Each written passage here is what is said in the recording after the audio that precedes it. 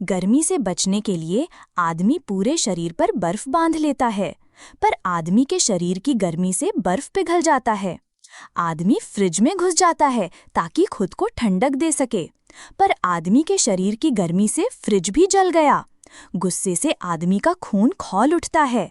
ये देख आदमी का कछुआ अपने पीठ पर बर्फ का घर ले आता है। अब आदमी मजे से बर्फ के घर में अपनी गर्मी दूर करता है, पर कछुआ रो रहा है क्योंकि आपने लाइक सब्सक्राइब नहीं